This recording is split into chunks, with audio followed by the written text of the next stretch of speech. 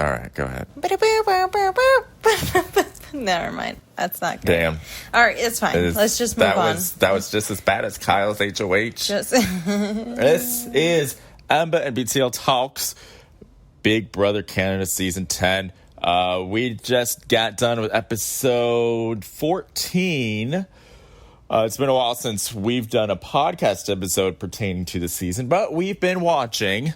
We thought we'd sprinkle our presence in now for you, lovely listeners. So thank you so much. We're gracing your ears one more time here. Okay, so I think where we left off was Kyle's HOH and that train wreck, but we didn't discuss who left. You forgot who left already? Kyle's it was so messy. It was hella messy, but we talked about the messiness already. He put up it was a blind side, right? Yes, because that's right. Because Gino and JC Lynn were on the outskirts. The blonde girl, Stephanie? Steph, yeah, it was Steph. Steph? Yeah. Wow, it seems like forever ago. It does, because so much has happened since then. This goes to show you, no one's a pawn. I think now Kyle's probably gone home, watched it, and probably self-reflected. That was super messy. I feel like it said a lot about his personality. A lot of his personality came out of that. And I don't know if that was like a good thing for him. Especially insecure. Since his number one put him up. Yeah, because he was guilty by association, and he knew that, and he made a smart move putting him up. Gino does have a really good social game, but I don't think that it's too much. I feel like it's just enough. Yeah, I think now he's laying low, staying with his ride or die, JC Lynn, and I think he'll weave his way back in, work his way back in now.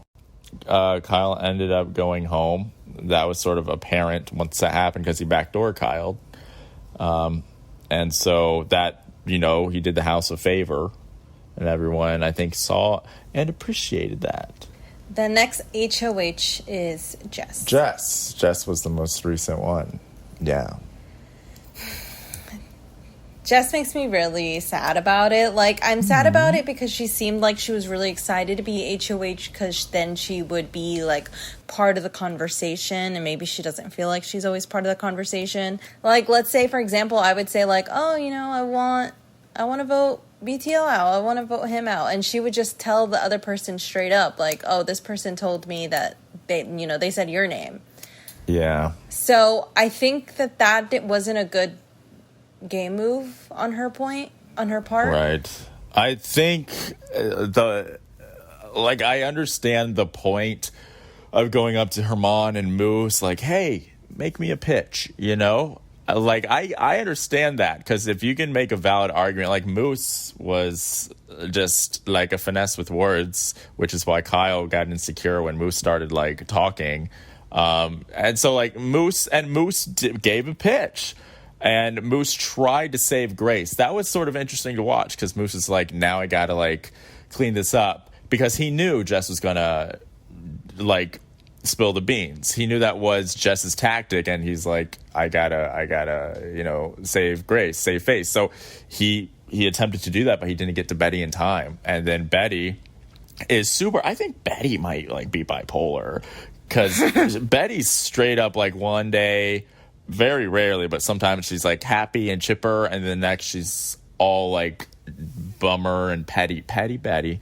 That's what they're calling her. But yeah, I think Jess unnecessarily confided that in Betty. I don't think Jess was trying to stir the pot per se. I thought Jess thought Betty was gonna keep it on the DL because they're working together this week, but Betty couldn't keep it in. And Betty's kind of emotional. And I don't know why people keep keeping her. There's something we're not seeing. There must be. Because I think her social game sucks. And I think that her, actual, competition game is, the worst of the worst. I don't even understand I don't even understand how people respect game-wise. Betty? Yeah.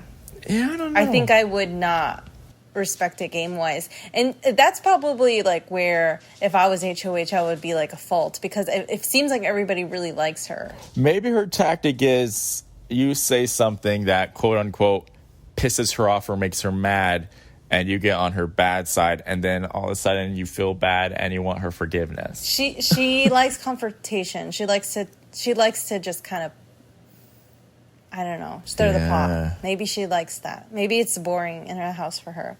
I like how we knew about the siblings alliance for like an episode. Mm-hmm. It was topical. It was needed for a little bit of context, but then now it's gone. I feel like that's most of the alliances so far. It's like so far they tell us about it, and then it's like, no, except that Tyler has a final two with everybody. I'm sorry, I mean Josh has a final two with everybody. Yeah, that's here. really niche. Josh is playing a good game, but I think good that social game. Yeah, I think. Well, even like competition-wise, really good game. But I think that it's going to end up biting him in the ass because he's making a lot of promises. And yes. at one point, you're going to have to show your cards. So, and he really wanted to win the veto when it was Moose and Herman on the blog. Yeah. And that's very confusing to me because he wanted the noms to stay the same. Yeah. But Herman thinks that he was on his side, and then Moose thought he was on his side. So it's like, why would you put yourself at risk just to win a veto? And this wasn't intentional, but it was such a close call. It seemed like he was almost going to win, and in their minds, he would have pulled one of them off anyway. Mm-hmm. But he was a close second, which honestly was beneficial to his game because he didn't have to show cards, but he came very close. So Herman and Moose were like, yo, he's working with us and he's a good comp beat. He came in second, a close call. Let's hold on to him. But that wasn't his intention. It wasn't his intent, but it worked in his favor. Yeah, it did. So with Big Brother, it's not just good social game and good game. It's luck. Luck. There's a little bit of luck sprinkled in there. Yeah. Yeah, but the fact that he would want to put himself in that position just to win a comp, I feel like that attitude is going to bite him in the butt. Now, what I find interesting, so in the beginning, like we said, Jess and Kevin were sort of the outcasts. Kevin's starting to grow on me for different reasons. So he ended up maybe somewhat being manipulative because you have Betty that has this weird social game where she's winning everyone over. We're not seeing it. Betty was mad at Kevin at one point. You remember that? Mm-hmm. But then Betty said, I can't stay mad at Kevin or something along those lines. And now her and Kevin are friends, even though she was like scathing mad at him. So Kevin was able to somehow win Betty over, and everyone, they're not like fond of Kevin, but they don't mind him being there. It's a very interesting sort of middle ground, and the way he was working Jess during her HOH, it was his tactic. I want to point out I took notes when he was doing his tactic with Josh. So his tactic, there's a way to plant seeds in people's mind of your opinion without them realizing it's your opinion. You form your opinion in the form of a question. You state your opinion in the form of a question, is what I should have said. So he, for example, he was talking with Josh in the pantry. It was about who was going to go up. Right. Or it was who their votes. Tanisha. Yeah, who were you going to vote out? Tanisha or Moose? So Kevin sort of just stared at Josh. Josh did sort of like this awkward smile. They both did, but Kevin prolonged it to make Josh feel like, hey, we have like this special connection thing going on. So that was the first seed. Then Kevin said something without saying anything, which he said, if there's a big move that needs to happen, it needs to happen soon. what the fuck does that mean? So he's planting a seed, like, if there's a big move that needs to happen, it needs to happen soon. That was a very vague statement, but it was a statement that planted a seed for Josh to start thinking. The next thing out of Kevin's mouth was a question. He said, what do you think of this week? A vague question, but going for a very specific answer from Josh. So he just said, if there's a big move, it needs to happen soon. What do you think of this week? Making Josh feel like he's a part of this special conversation, but Kevin didn't really say anything specific there. Josh just gave an answer. And then he planted another seed after Josh's response. He said, you have a single mother who really needs it. To sort of go his way, he wanted Tanisha actually gone, because his tonality and inflection of that statement invited a counter argument for bait, and Josh took that bait. So he sort of planted a seed for a counter argument. He didn't really say it as a statement like she needs to stay in the game. You have a single mother who needs to win. He said, you have a single mother who really needs it. And Josh is like, yeah, but that invited a counter argument. So he sort of made Josh feel like it was sort of his own thought, when really Kevin sort of manipulated that conversation. It was really interesting to watch. I think that people in the house probably don't really see him as a competitor. But I think that maybe, like, he's having these conversations on the side, and he's really making sure that, like, nobody knows about these relationships. I think it's a good social game, but I don't think that he's gonna go much farther. It really depends if anyone isn't necessarily, like, wise onto him. I think Summer would have a chance to blow up his game. Summer sort of caught him and Helena talking in the pantry. And so Summer's not necessarily the quiet type. So if Summer's sort of suspicious of any, like Kevin one-on-ones, then Summer, I think, could blow up his game. But he's strategic. He's not very good at comps, but he's strategic, and he could have saved Jess in the chain link safety, but he didn't, because he knew that would sort of show cards if he did.